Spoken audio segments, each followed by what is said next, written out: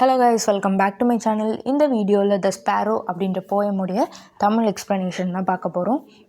இந்த போயமை வந்து பால் லாரன்ஸ் டன்பர்க் தான் எழுதியிருக்காரு. இவரோட இயர்னு பார்த்தீங்கன்னா 1872 to 1906. இவர் வந்து ஒரு African American writer, poet, novelist and also short story writer. இந்த போயமில் மொத்தம் 2 ஸ்டான்சாஸ் இருக்குது. 2 ஸ்டான்ஸாலையுமே 8 லைன்ஸ் இருக்குது.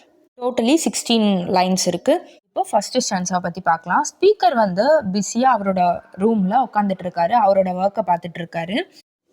ப்ரவுன் ஃபெதர்டு ஸ்பேரோ அந்த இடத்துக்கு வருது. அந்த ஸ்பேரோ வந்து இவரோட ரூமோட விண்டோரில் வந்து நின்றுட்டு அங்கேருந்து ரொம்ப நேரமாக நின்று இவரை பார்த்துட்டே இருக்குது. இவர் வந்து அந்த ஸ்பேரோவை வந்து கண்டுக்கவே மாட்டார். ஆனால் அந்த ஸ்பேரோ வந்து அவரோட அட்டென்ஷனை வாங்குறதுக்காக என்ன பண்ணுன்னா பறந்துகிட்டே இருக்கும் அந்த இடத்துல. அதுக்கப்புறம் வந்து ரொம்ப நேரமாக அங்கேயே சுற்றிட்டுருக்கோம், அவரையே பார்த்துட்ருக்கோம், அந்த இடத்துலே நின்று எல்லாமே பண்ணிகிட்ருக்கோம். அந்த பேர்ட் வந்து அவரை பார்க்க வைக்கிறதுக்காக நிறைய எஃபர்ட்ஸ் போடும். ஆனாலும் அவர் வந்து கண்டுக்கவே மாட்டார். ஃபைனலாக பேர்டு என்ன பண்ணுதுன்னா அந்த விண்டோரை வந்து டேப் பண்ணுது, தட்டிகிட்டே இருக்குது. ஒரு 10 டைம்ஸ் விடாமல் தட்டிகிட்டே இருக்குது. அப்போ கூட அவர் வந்து ஒரு ரெஸ்பான்ஸுமே தரவே மாட்டார்.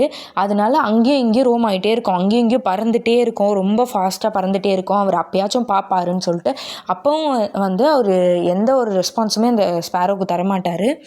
அது வந்து ஒரு பாட்டு மாதிரி பாட ஆரம்பிச்சிடும். கீன்னு கத்திட்டே அப்படியே சாங் மாதிரி பாடும். அப்போவும் அவர் வந்து கண்டுக்க மாட்டார். இவர் வந்து இவரோட ஒர்க்கில் வந்து ரொம்ப பிஸியாக இவரோட ஒர்க்கை பார்த்துட்ருப்பார்.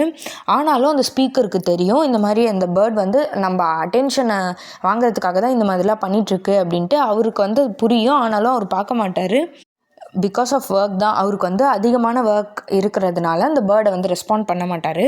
அந்த பேர்ட் வந்து ரொம்ப சேடாகி அங்கேருந்து இவர் வந்து நம்மளை கண்டுக்கவே இல்லை அப்படின்ற மாதிரி சேடாகிட்டு அங்கேருந்து பறந்து போயிடும்.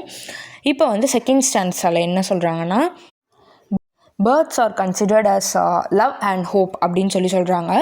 பேர்ட்ஸ்லாம் வந்து ஒரு இயற்கை அப்படின்னு சொல்கிறாங்க. நேச்சர் தான் வந்து ஹோப்புக்கும் லவ்க்கும் சிம்டம்ஸ் அப்படின்னு சொல்கிறாங்க.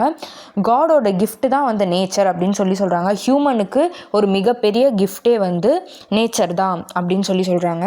எதனாலனா டு ரெடியூஸ் ஸ்ட்ரெஸ்ஸு, இந்த மாதிரி கோவப்படுறது, ஆத்திரப்படுறது, ரொம்ப ப்ரெஷராக இருக்கிறது, இந்த மாதிரி ஸ்ட்ரெஸ்ஸெல்லாம் ரிலீஃப் பண்ணுறதுக்கு தான் வந்து கடவுள் வந்து நேச்சரை ஹியூமன் கிட்ட கொடுத்துருக்காரு அப்படின்னு சொல்கிறாங்க. முதல்ல வந்து காட் வந்து பேர்ட்ஸை வந்து கிஃப்டாக அனுப்புகிறாரு அப்படின்னு சொல்கிறாங்க ஹியூமனுக்காக. எதனாலனா ஹியூமனை வந்து பேர்ட்ஸ் வந்து ஹாப்பியாக ஆக்கும் அப்படின்றதுனால, ஸ்ட்ரெஸ்ஸெல்லாம் ரிலீஃப் பண்ணும் அப்படின்றதுனால. இந்த ஃபஸ்ட்டு ஸ்டான்ஸால் சொன்ன மாதிரி பேர்ட்ஸ் வந்து அவரை தேடி தேடி வரும். ஆனாலும் அவர் வந்து இக்னோர் பண்ணிடுறாரு. பேர்ட்ஸை இந்த நேச்சரெல்லாம் வந்து ரசிக்கிறத விட்டுறாரு. அதனால் அதை வந்து இக்னோர் பண்ணுறாரு. எதனாலனா இவரோட ப்ராப்ளம்ஸை இந்த ஒர்க்கெல்லாம் ஃபோக்கஸ் பண்ணுறதுனால தான் நேச்சரை வந்து கவனிக்காமல் விட்டுடுறாரு.